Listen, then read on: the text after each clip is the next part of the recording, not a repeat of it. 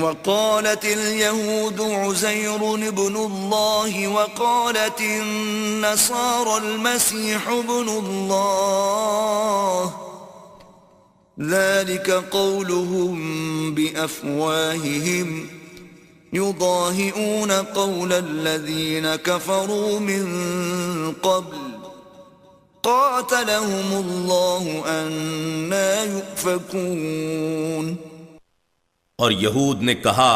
عزیر علیہ السلام اللہ کے بیٹے ہیں، اور نصارہ نے کہا مسیح علیہ السلام اللہ کے بیٹے ہیں۔ یہ ان کا لغو قول ہے جو اپنے منہ سے نکالتے ہیں، یہ ان لوگوں کے قول سے مشابہت اختیار کرتے ہیں جو ان سے پہلے کفر کر چکے ہیں۔ اللہ انہیں ہلاک کرے، یہ کہاں بہکے پھرتے ہیں۔ اتخذوا احبارهم ورهبانهم اربابا من دون الله والمسيح ابن مريم وما امروا الا ليعبدوا الها واحدا لا اله الا هو سبحانہ عما یشرکون۔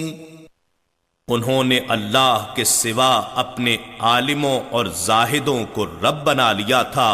اور مریم کے بیٹے مسیح علیہ السلام کو بھی، حالانکہ انہیں بجز اس کے کوئی حکم نہیں دیا گیا تھا کہ وہ اکیلے ایک ہی معبود کی عبادت کریں جس کے سوا کوئی معبود نہیں۔ وہ ان سے پاک ہے جنہیں یہ شریک ٹھہراتے ہیں۔ یریدون ان یطفئوا نور اللہ بافواہہم ویأبی اللہ الا ان یتم نورہ ولو کرہ الکافرون۔ وہ چاہتے ہیں کہ اللہ کا نور اپنی پھونکوں سے بجھا دیں، اور اللہ یہ بات قبول نہیں فرماتا مگر یہ چاہتا ہے کہ وہ اپنے نور کو کمال تک پہنچا دے، اگرچہ کفار اسے ناپسند ہی کریں۔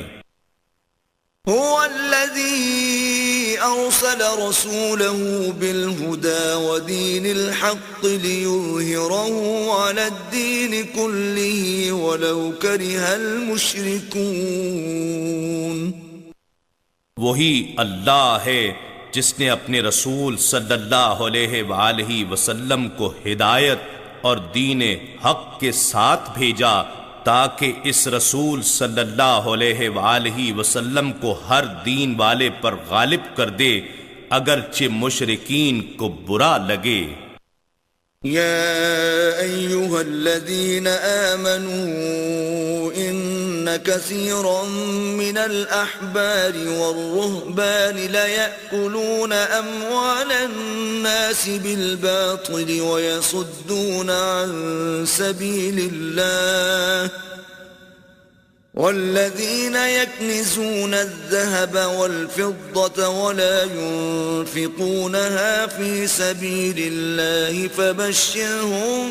بعذاب أليم۔ اے ایمان والو، بے شک اہل کتاب کے اکثر علماء اور درویش لوگوں کے مال ناحق طریقے سے کھاتے ہیں اور اللہ کی راہ سے روکتے ہیں، یعنی لوگوں کے مال سے اپنی تجوریاں بھرتے ہیں اور دین حق کی تقویت و اشاعت پر خرچ کیے جانے سے روکتے ہیں، اور جو لوگ سونا اور چاندی کا ذخیرہ کرتے ہیں اور اسے اللہ کی راہ میں خرچ نہیں کرتے تو انہیں دردناک عذاب کی خبر سنا دیں۔ يوم يحمى عليها في نار جهنم فتكوى بها جباههم وجنوبهم وظهورهم هذا ما كنزتم لأنفسكم فذوقوا ما كنتم تكنزون۔ جس دن اس سونے چاندی اور مال پر دوزخ کی آگ میں تاپ دی جائے گی، پھر اس تپے ہوئے مال سے ان کی پیشانیاں اور ان کے پہلو اور ان کی پیٹھیں داغی جائیں گی، اور ان سے کہا جائے گا کہ یہ وہی مال ہے جو تم نے اپنی جانوں کے مفاد کے لیے جمع کیا تھا، سو تم اس مال کا مزہ چکھو جسے تم جمع کرتے رہے تھے۔ إن عدة الشهور عند الله 12 شهرا في كتاب الله يوم خلق السماوات والأرض منها 4 حرم ذلك الدين القيم فلا تظلموا فيهن أنفسكم وقاتلوا المشركين كافة كما يقاتلونكم كافة واعلموا أن الله مع المتقين۔ بے شک اللہ کے نزدیک مہینوں کی گنتی اللہ کی کتاب یعنی نوشتہ قدرت میں 12 مہینے لکھی ہے، جس دن سے اس نے آسمانوں اور زمین کے نظام کو پیدا فرمایا تھا۔ ان میں سے 4 مہینے رجب، ذوالقعدہ، ذوالحجہ اور محرم حرمت والے ہیں، یہی سیدھا دین ہے، سو تم ان مہینوں میں از خود جنگ و قتال میں ملوث ہو کر اپنی جانوں پر ظلم نہ کرنا، اور تم بھی تمام مشرکین سے اسی طرح جوابی جنگ کیا کرو جس طرح وہ سب کے سب اکٹھے ہو کر تم سے جنگ کرتے ہیں، اور جان لو کہ بے شک اللہ پرہیزگاروں کے ساتھ ہے۔ انما النسیء زیادة فی الکفر يضل به الذين كفروا يحلونه عاما ويحرمونه عاما ليواطئوا عدة ما حرم الله فيحلوا ما حرم الله زين لهم سوء أعمالهم والله لا يهدي القوم الكافرين۔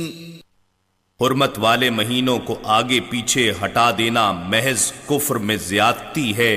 اس سے وہ کافر لوگ بہکائے جاتے ہیں جو اسے 1 سال حلال گردانتے ہیں اور دوسرے سال اسے حرام ٹھہرا لیتے ہیں، تاکہ ان مہینوں کا شمار پورا کر دیں جنہیں اللہ نے حرمت بخشی ہے، اور اس مہینے کو حلال بھی کر دیں جسے اللہ نے حرام فرمایا ہے۔ ان کے لیے ان کے برے اعمال خوشنما بنا دیے گئے ہیں، اور اللہ کافروں کے گروہ کو ہدایت نہیں فرماتا۔